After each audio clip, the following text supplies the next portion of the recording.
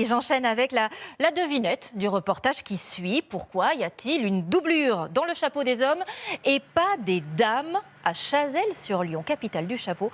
Nous partons admirer des créations absolument merveilleuses parce que cet accessoire chez nous en France revient à la mode. Oui, de plus en plus de passionnés s'y mettent. C'est très beau, comme nous le montrent Gaël Charny, Quincy Russell et David Paturel. Ils vont vous faire tourner la tête. Piquant, décoiffant, ébouriffant, complètement fou.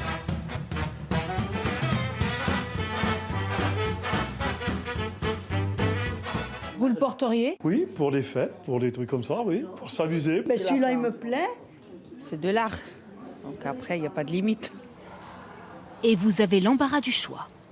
Car la chapellerie de Chazelles, ce sont 4000 couvre-chefs et 120 ans d'histoire.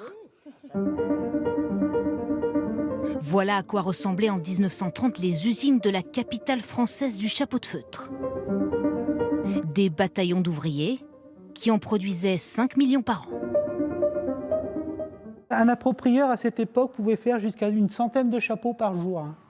Après, il travaillait 10 à 12 heures. Les tourneuses et autres souffleuses ont beau encore chauffer, c'est seulement pour le public. Comme vous pouvez voir, dans le chapeau de monsieur, il y a une doublure. On appelle ça une coiffe.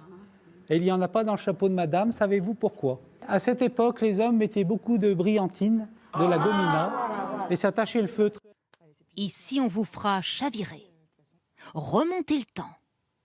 Celui où les volatiles pouvaient nicher sur vos têtes. Il ne fait pas bon du tout d'être un oiseau dans les années 1900 puisque les chapeaux se couvrent de plumes. Ici, un oiseau entier, de l'autruche, du goura et bien sûr l'oiseau de paradis dont le commerce finit par être interdit. Seriez-vous prête à tout pour le porter?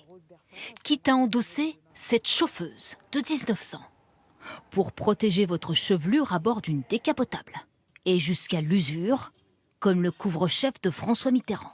Alors vous voyez, il y a un trou et on a le mauvais réflexe de prendre toujours devant. Donc, pour ne pas abîmer notre calotte, on prend les bords, on le met sur la tête. Et aujourd'hui, le chapeau a-t-il dit son dernier mot? Glissons-nous dans l'atelier d'Isabelle, styliste, qui dans l'usine historique imagine les collections de demain. Ses commandes ne cessent d'augmenter depuis 10 ans.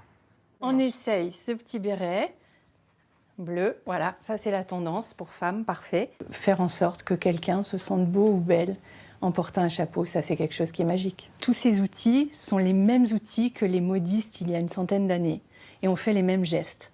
Donc ça c'est très émouvant. Pour perpétuer les gestes d'hier, il faut les apprendre.